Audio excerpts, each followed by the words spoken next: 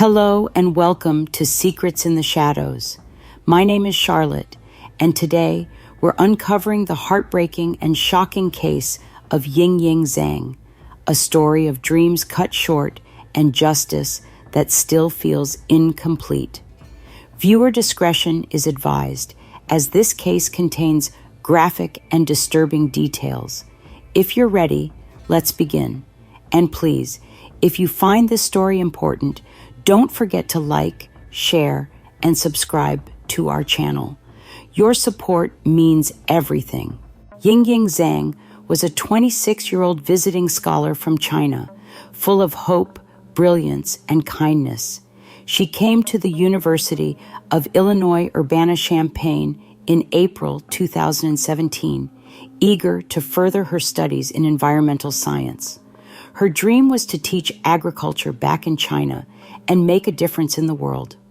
Yingying was a bright light, a talented musician who sang in a college band, a devoted daughter, and a loving girlfriend.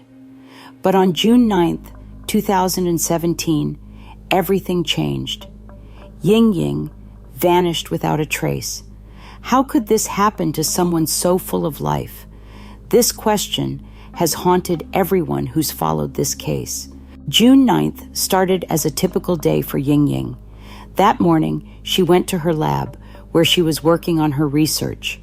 Around noon, she returned to her apartment in Orchard Downs to have lunch. Later, she left for an appointment to view a new apartment on North Lincoln Avenue.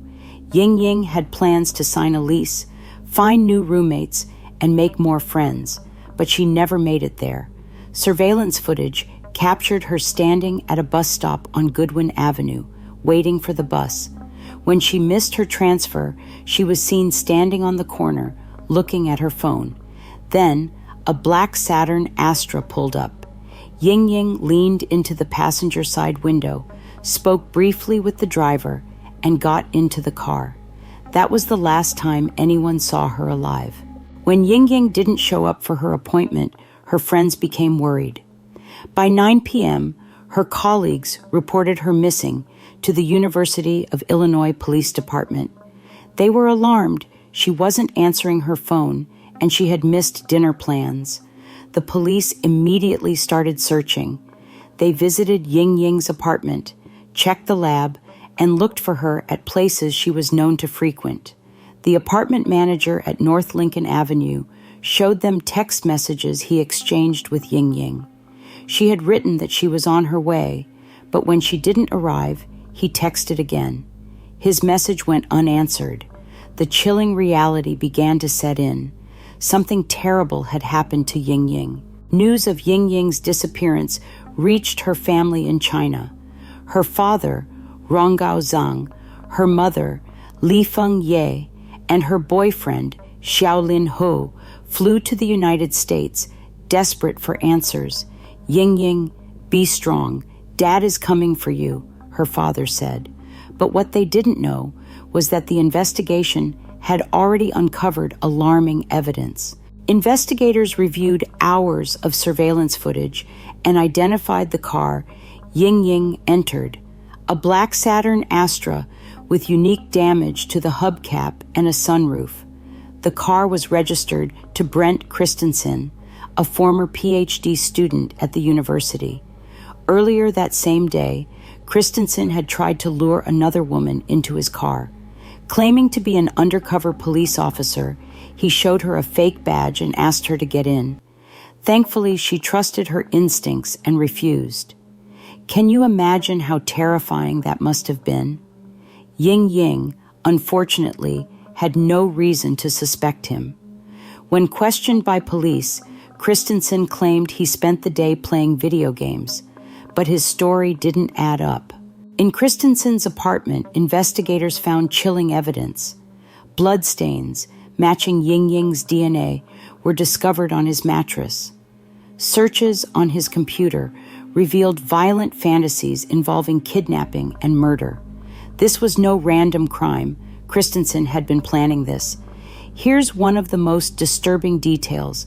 Christensen attended a vigil for Yingying, standing among the crowd as her family pleaded for her safe return. He even brought his girlfriend and confessed to her that he had killed Yingying, claiming he was a serial killer with 12 victims. Investigators wired his girlfriend, and during their recorded conversations, Christensen revealed the gruesome details of what he did. On June 30th, 2017, investigators arrested Brendt Christensen after gathering enough evidence to link him to Yingying's disappearance. The FBI had been monitoring Christensen closely, even allowing him to remain under surveillance in hopes he would reveal Yingying's location. Unfortunately, he never did. His arrest marked a pivotal moment in the case, but it also solidified the heartbreak that Yingying's family was already feeling. In court, the horrifying truth came to light. Christensen had kidnapped Yingying, taken her to his apartment, and brutally assaulted her before killing her. He dismembered her body and disposed of her remains in a dumpster. By the time police learned this, the garbage had been transported to a landfill. Despite exhaustive searches, Yingying's body was never found. How does a family grieve without closure? Yingying's parents buried some of her belongings near the university, a symbolic gesture, as they could not take her home. Today, a memorial garden honors Yingying at the University of Illinois. Her family established the Yingying Fund to support international students in crisis. In 2023, her parents began live streaming on TikTok to sell products, trying to cope with their grief and find financial stability. They still hope to one day recover Yingying's remains. Christensen is serving a life sentence without parole, but Yingying's family wanted the death penalty, believing it was the only fitting punishment. What do you think? Was life in prison enough? Yingying once wrote, "Life is too short to be ordinary." Her story reminds us to cherish every moment, to be vigilant, and to fight for justice.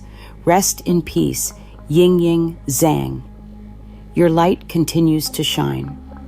Thank you for joining me on this journey. If this story moved you, please like, share, and subscribe to Secrets in the Shadows. Together we can honor victims and keep their memories alive. Thank you for watching. My name is Charlotte, and I'm honored to bring these stories to you. Together, let's continue to share these stories and remember those whose voices were silenced.